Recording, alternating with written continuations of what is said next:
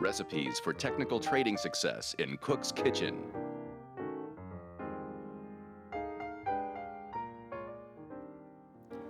It's almost time to buy this market again with both hands, but not quite yet. And I'm going to show you the setups.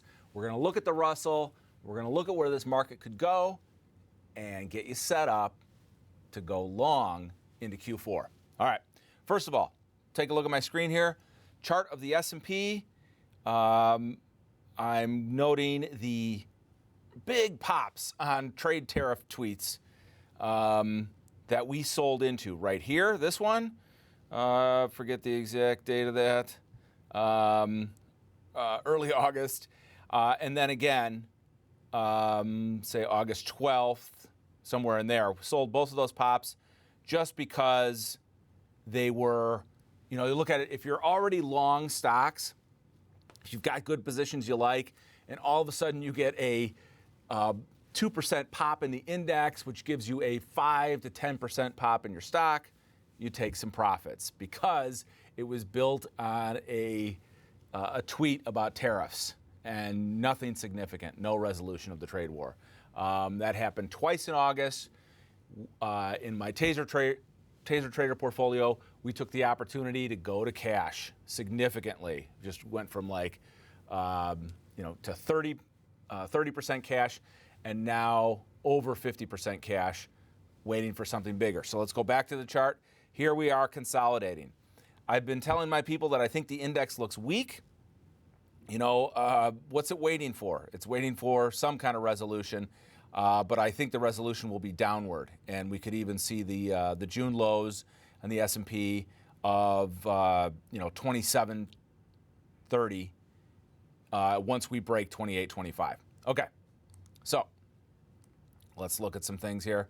So, and another chart that I showed my people was Amazon. Amazon looking weak. Let's get that to load. And then I'll show you my Russell chart here. Right here, you can see while I'm waiting for my Amazon chart to load, here's the Russell chart. We'll come back to this. This is a 3-year chart knocking on support, which was the breakout levels from 2017. We'll go back to that. Real quick, yesterday on Tuesday, I showed everybody the chart of Amazon. Does this look like a chart that wants to go higher here?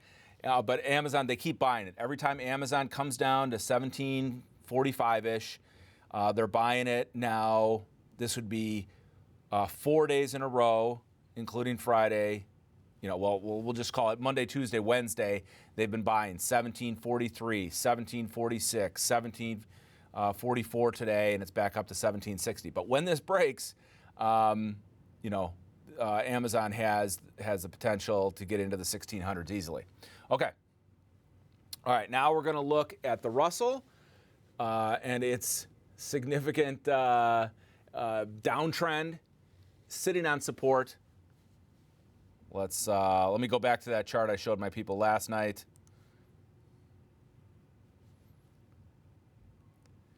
And real quick, I'll just show you what it's done today. So I showed my people 1450, which is a long-term support area. Went down and touched it. You can see right here, went down and touched that this morning and bounced, as you might expect. Okay, so here's the chart I showed my people. This was a breakout area I called in 2017 of, Russell gets above 1420, 1440, and it's going to 1600. Well, it got up to 1450, made a trip back down to 1350, and then eventually was into 1600 by early 2018. And it has had a great run. Obviously, the correction wiped it out in December. But so this line is pretty important. It's been important. This 1450, we bounced off it in late 2017, early 2018, couple times in Q4 of 2018. Once again, we'll call it 1460. We've traded off of there in the spring, and now just bounced again. All right. So, what do I think? I think it's going to go through there again. Just because we bounced this morning doesn't mean that's the bottom. It was just a good trade. when nothing else is happening. Volatility is still relatively low. VIX back under 20. Market finding support. No bad news, right? Nothing negative about the trade war. But I think the path of least resistance is still lower here into September and October. Classic, autumn weakness, especially without a resolution to the tariff war. Okay, so where does it go? So let's back out on the, I don't even have the levels. Well, I have a couple levels memorized, but the instrument I'm going to tell you to use, TNA to buy this, which is the triple leveraged small cap ETF.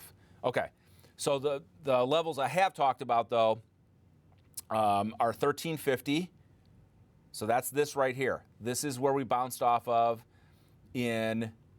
after making new highs at 1450, the Russell 2000 comes back and touches 1350. That's going to be a place you want to buy it. You'll probably also be able to trade it off of 1400. All right. And again, the way we're going to do that is with TNA. And so you got to plan this trade in advance because it happens so fast. So we're going to look at TNA on the daily chart rather. Again, triple leveraged ETF. And I should give a consumer warning here. If you've never traded triple leveraged ETFs, make sure you go to the sponsor website, either Direction or ProShares. Both of those sites do a fairly good job in their education pages of explaining what daily rebalancing is. And these are derivatives of derivatives. They're using futures and other over-the-counter instruments, which are derivatives of something else. And then this is a daily rebalanced 3 times ETF. So when you get into derivatives of derivatives, things can get messy. But because it's rebalanced on a daily basis, you don't get the gains over time. You just get that one day's move, and it's not always exact. Just because the underlying moves 1% in your favor doesn't mean you get an exactly 3 times 3% return on your ETF. So make sure you go to the sponsor pages. TNA is from Direction. Go to their page, read the warnings. If you've never traded these, you have to understand these are not buy and hold. These are only for quick trades. Do not buy and hold these. Institutions tend to be net short a lot of these things because of their natural decay. All right, so back to the TNA chart. Oh, an ad for Alteryx, one of my favorite companies. So here's TNA bouncing off of 48 up to 50, giving you, 4% on the Russells, 1.5% move. So for downside projections, we'll back this out a little bit and see. So let's go to 3 years so we can see, because what I want to show you is how the percentage moves on the chart are not going to correlate. So from where's my calculator here? So let's just calculate. Let's just do a simple one. I'm going to show you how to do this. So Russell 1450 down to 1350. That's 100 points. How far of a decline is that? A 7% decline. Okay. So does that mean we look for a 21% decline in TNA to buy? Maybe. Maybe it actually goes farther. That's the thing about these leveraged ETFs. They will always move more. On an extreme move where there's volatility, they're always probably going to move more than the index. Not always, but I mean, you can still kind of target it. So, but if we were to target it that way, instead of looking at the chart and saying, okay, so back to my chart here, this low, let's get a cursor on here so we know what we're looking at. So this low in late 17 for TNA was what is it? Oh, like 30. We'll call it 31. Okay. So let's go back to the calculator. Clear this out. So where are we saying? Where do we say TNA is now? TNA is at, we'll call it 50. Okay, just to keep things simple. So 50. Take off. Let's take off 20%. That gets you to 40. So obviously a 20% move off of 50 gets you to 40. But if the Russell really does go down to 1350, yeah, this thing could retrace. I mean, you could definitely go into the 30s. So what you do with this is you scale into these. You pick your levels and you say, okay, if the Russell cracks 1450 and I want to be a buyer at Russell 1400 and Russell 1350, barring a recession, then you just pick levels to nibble in. I'd be a buyer at 1400.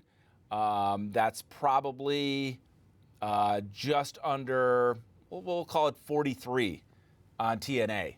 So you pick that level, but you get an idea when you start to watch the daily moves. So if the Russell really does break down fast, let's say it has a down 2% day, and then a down 4% week, then you start fine-tuning it and look for, okay, where's support going to come in on the Russell and how close am I to being able to buy it with TNA? So and that's a rough gauge. And you don't go a full position. Maybe you start with a 5% position.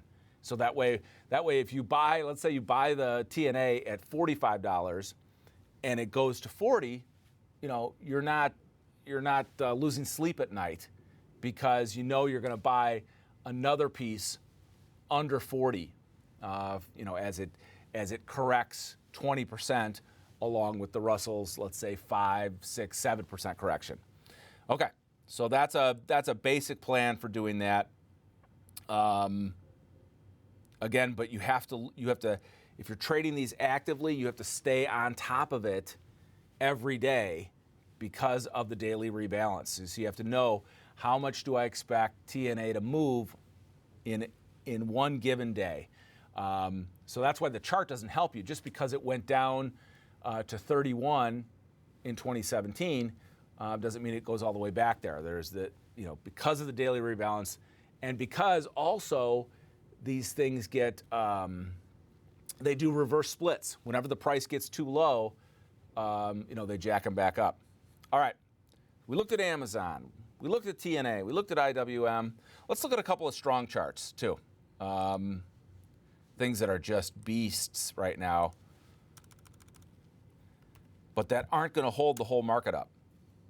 So here's Shopify, beasting to new highs, a little profit taking today. Oh, this is the last thing I want to show you. This is another reason that I think that the indexes do have further to fall. This is my favorite capitulation indicator. It's the S&P 1500, which is obviously the S&P 500 large caps, the mid cap 400, and the small cap 600, 1500 stocks. New highs minus new lows expressed as a percentage. All right, what does this thing tend to do when you find a bottom? Well, here's what it did in December that we were ready for. It plunges all the way to minus 40%. Now, I'm not saying it has to do that again in September, but until this S&P range is sorted out. Remember this range we're in where, here's S&P 2825 that I'm watching, right? Which I think is going to crack. That's the way that resolves. We sell the trade tweets up here, and we get ready to buy it lower once it cracks. And let's look at the NASDAQ 100. That level is 7,400 for me. So 7,400, waiting for that to crack. Okay? So until those crack and resolve, we need to see this S&P, it's called the SUP HLP on stock charts. We need to see that go down to minus 10 or minus 15 to know that the fear has worked into the market here. Okay? So that's the basic idea.